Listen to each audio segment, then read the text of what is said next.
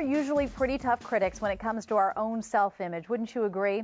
Well, renowned psychoanalyst Dr. Laura Ahrens-Furstein says our mother's subliminal messages to us can often determine our future success and self-image.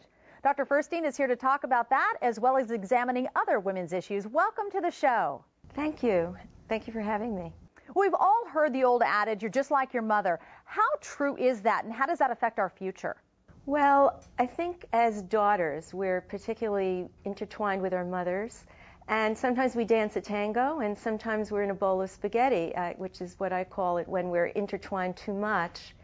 And sometimes our mothers have views of themselves that are distorted, that don't match who they really are, and they live with those, and without realizing it, they pass along those messages to their daughters more easily than their sons in many cases, just because we're the same gender and we're influenced by the same culture and we have the similar anatomy and the hormones. So it's a very, very close kind of connection. What are the subliminal messages we carry throughout our lives? Can you give us an example? Well, one would be,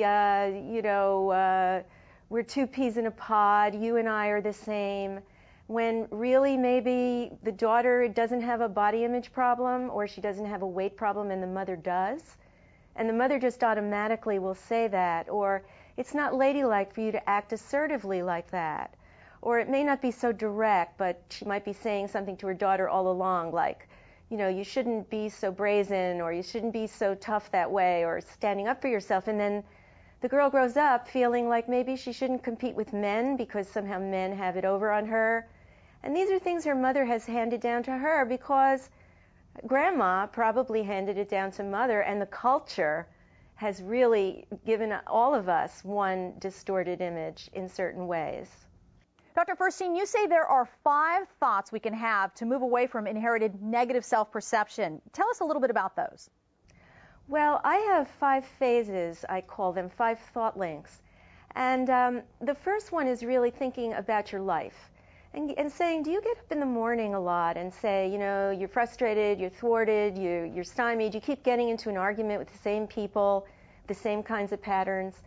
You might say to yourself that you're not a contented person.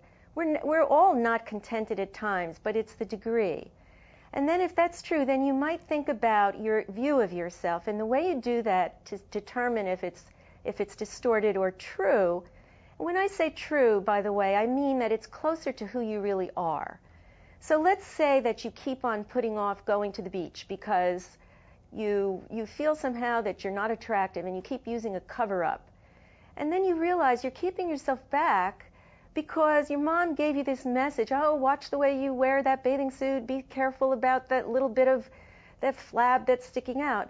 And you somehow deprive yourself. So you're not really seeing yourself as you truly are, which is, let's say in this case, an attractive woman who could be having a much better time. And then you go and you sift out, I call it sifting out, taking apart, separating out your self-image from your mom's and seeing how yours, a truer one, would be different from hers. And then you look at feelings. I say plumbing to the deeper feelings, and sometimes we cover over anger with cheeriness. Oh, my mom, I love her, she's great, she's my best friend. And underneath there's anger. Or there might be love beneath the surface and you cover that over with bitterness, like complaining all the time that she did this and that wrong and that's why you're the way you are. And there may also be some sadness under the surface that you don't get in touch with because you keep changing the subject.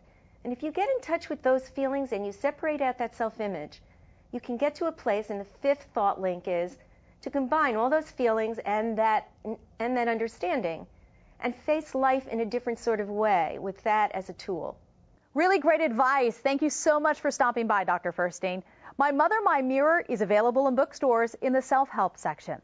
Thanks for watching Better.tv. For more stories like the one you just saw, catch the television program Better every weekday. Check your local TV listings to see if Better airs in your city.